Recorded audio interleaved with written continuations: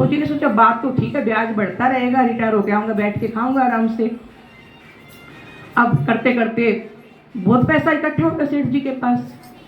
तो सेठ जी का क्या करे रात दिन है, ये फौजी मर जाए तो मुझे पैसा ना देना पड़े। क्या माला फेरेगा वो, फौजी मर जाए तो पैसा नहीं देना पड़े। तो एक दिन फौजी को लड़ाई में जाना था, घोड़े पर बैठा, घोड़े फौज में जाने लगा लड़ाई में, तो वो घोड़ा भी दुश्मनों की तरफ लेके जा रहा है। जैसे ही लगाम को कसे और ज़्यादा तेज दौड़े, जैसे लगाम को कसे और ज़्यादा तेज दौड़े, जाकर दुश्मनों के बीच में घोड़ा खड़ा हो गया और दुश्मनों ने घेरा, वो खत्म हो गया। अब अगला जन्म हुआ तो उसी सेठ के घर बेटा बनकर आ गई। अब बेटा जवान और शादी हो गई। ऐसी कोई बीमारी थी कि बहुत ही पैसा लग गया सेठ जी का, जितना जो पहले खाया था वो सारा इस जन्म में सब लग गया बीमारी पे, और फिर वो बेटा भी जाता रहा। तो अब होता है, कोई संतों के पास जाते हैं भी, ऐसा मैंने क्या किया, कौन सा कर्म किया, मेरा जवान बेटा चला गया। तो संत भी काफ़ी पहुँचे हुए होते हैं, सब बता देते हैं।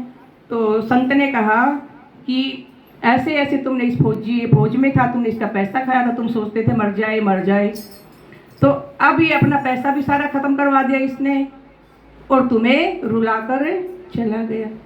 तो सेठ ने कहा कि चलो मैंने तो इसके साथ बुरा किया था, लेकिन जो इसकी बीवी है, इसकी पत्नी है, उसने क्या किया था, बेचारे ने उसको बीच मझधार में छोड़ के चला गया।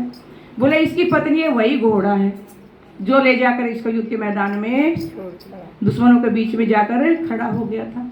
आज इसको बीच मझधार में जवानी में छोड़कर चला गया। तो होता है ना कई बार जवान बेटा, जवान पत्नी, जवान बहू चले जाते हैं, तो क्यों?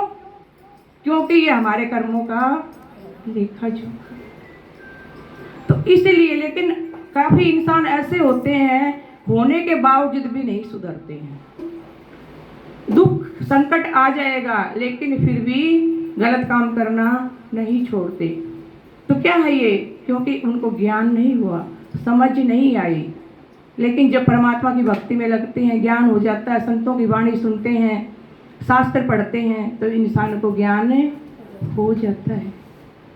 तो क्या है दुनिया, लेकिन जब ज्ञान हो जाता तब तो क्या करता परमात्मा, फिर तो क्या करते हैं, माया में फंसे हैं हम, माया से दूर कर दो, माया में फंसे हैं हम, माया से दूर कर दो। आत्म के धनी हो तुम, अब मांग मेरी भर दो। आत्म के धनी हो तुम, अब मांग मेरी भर दो। जी भर गया माया से, अब लेकर साथ चलो। जी भर गया माया से, अब लेकर साथ चलो। विनती है धाम धनी, अब तो स्वीकार करो।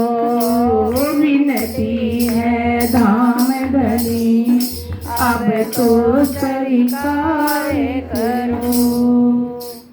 जब इस आत्मा को, इंसान को ज्ञान हो जाता, फिर तो एक ही बात मुख से निकलती है कि परमात्मा अब इस संसार में मत भेजना, अब तो मुझे अपने धाम, जब भी सांस पूरी हो, बीच में नहीं कि कुछ आत्महत्या कर ले, नहीं, जितने सांस मिले पूरे करके, लेकिन इसके बाद इस संसार में मुझे मत भेजना।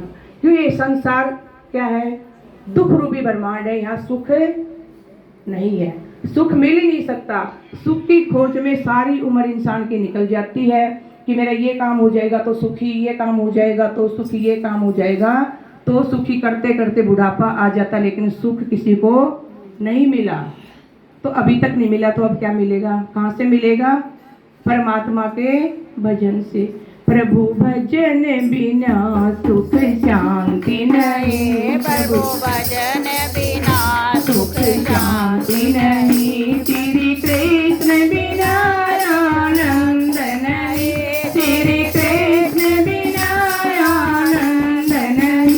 प्रभु भजन बिना सुख शांति नहीं, प्रभु भजन बिना सुख शांति नहीं। अगर शांति आनंद चाहते हो तो परमात्मा की शरण में, परमात्मा के चरणों में भक्ति में लग जाओ। और कहीं पर भी सुख शांति परिवार में, संसार में कहीं पर भी नहीं है। हाँ, अपने फर्ज निभाने हैं, ये नहीं कि फर्ज नहीं निभाने, फर्ज सारे निभाओ। परिवार में रहो, संसार में रहो, संसार के हिसाब से चलना पड़ेगा, परिवार के हिसाब से भी चलना पड़ेगा।